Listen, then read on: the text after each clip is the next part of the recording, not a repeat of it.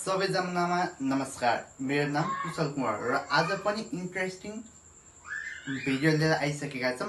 हजुरहरूले हेरिदिनुहुन्छ भन्ने आशा गर्दै आजको भिडियोतर्फ के हो भन्दा चाहिँ आज भनेको हामी कम्युनिकेसन स्किलमा 30 डेज पुगेको थियो। 30 डेज पुग्दा चाहिँ मलाई एकदमै खुसी लागेको छ, किनकि मैले सुरु गर्दा मैले बोलेको कुरा, मैले हरेक कुरा चाहिँ आफूलाई चाहिँ कुनै न कुनै कुरा चाहिँ कम्युनिकेसन स्किल हल्का इम्प्रुभ चाहिँ लगभग धेरै भएन, 10% चाहिँ इम्प्रुभ भएछ, बट धेरै चाहिँ भएन। अझै हामीले इम्प्रुभ गर्ने त अझै छ, तर मैले चाहिँ 30 डेजसम्म चाहिँ म आफूलाई चाहिँ साबित गरेँ कि म 30वटा पनि युट्युबमा भिडियो राख्न सक्छु है।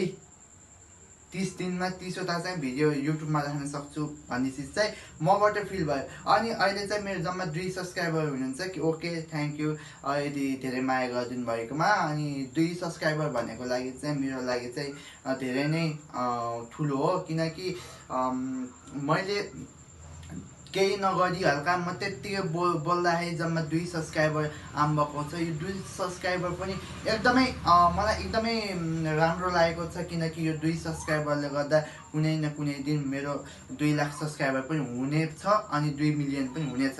त्यसको लागि धैर्य गरौँ होइन, आफ्नो कामको लागि पछाडि पढौँ होइन, भागौँ के कामको लागि। हामी त आफू भाग्ने हो, कामको लागि त आफू भाग्नुपर्छ। यदि भागेन भने त काम छैन।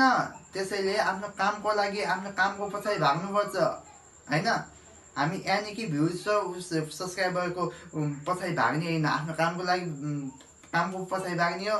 भयो हुन्छ, नभए हुँदैन। आज नहोला, भोलि नहोला, 30 दिनमा नहोला, 1 महिनामा नहोला, 2 वर्षमा नहोला, 5 वर्षमा नहोला, 6 वर्षमा नहोला, 10 वर्षमा नहोला, 15 वर्षमा फिक्सै हुन्छ। त्यसैले धैर्य गर्न सिकौ। यदि धैर्य गरियो भने चाहिँ म तपाईँभन्दा अरू मान्छे, विभिन्न मान्छेलाई फाइदा हुन्छ केले, धैर्य गर्नाले। ओके, म पहिला पनि युट्युब चलाएकै हो।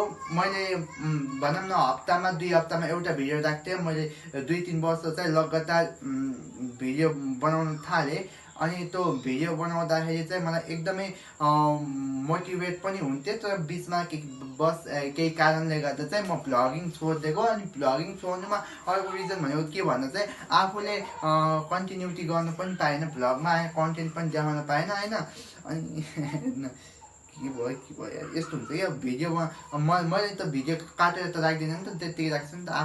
आफूले हो, आफूले केही गर्नु। अनि त्यसैले चाहिँ आफूले केही गर्नु छ भनेर नि मैले यो भिडियोलाई चाहिँ हुन्छ नि केही नै युनिक बनाऊँ भन्ने सोच्थ्यो, तर होइन, नकाटौँ, एडिट नगरौँ, त्यत्तिकै राखौँ भनेर चाहिँ मेरो सोच आयो।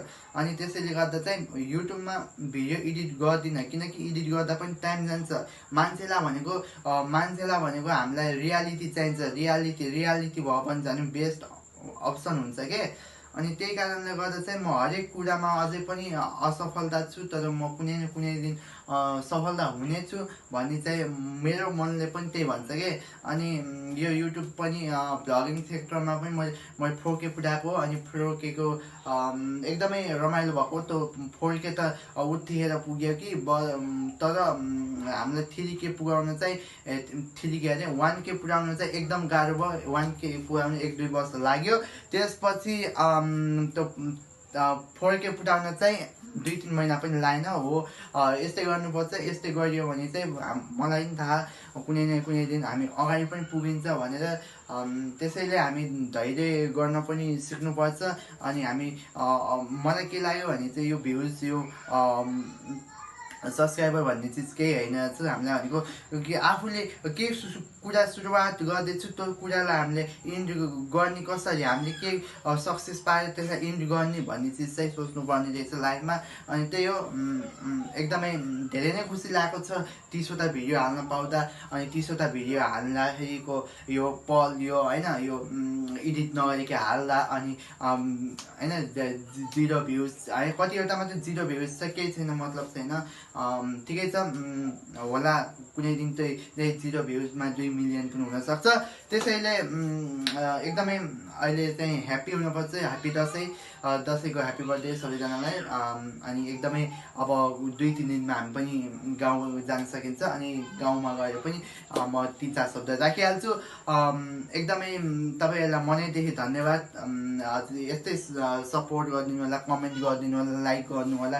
यदि लाइक गरियो कमेन्ट गरियो भने चाहिँ हामीलाई पनि मोटिभेट हुन्छौँ र हामी पनि केही कुरा गर्नलाई अघि बढ्नेछौँ भन्दै आजको भिडियो यतिमै यही टुङ्गाइदिउँ होइन। यो 30वटा भिडियो राख्दैमा यति खुसी भएको म कुरा सोच्न सक्दिनँ। Okay, thank you so much, love you all, thank you so much, bye bye. ठिक हुनुहुन्छ? ठिक हुनुहुन्छ, मलाई थाहा छ तपाईँ ठिक हुनुहुन्छ। ठिक भएर टक्क लाग्यो मेरो पनि यो भिडियो हेरिदिनु होला। राम्रोलाई पनि हेरिदिनु होला, नराम्रोलाई नहेरिदिनु होला भन्न चाहन्छु। Okay, thank you so much, bye by.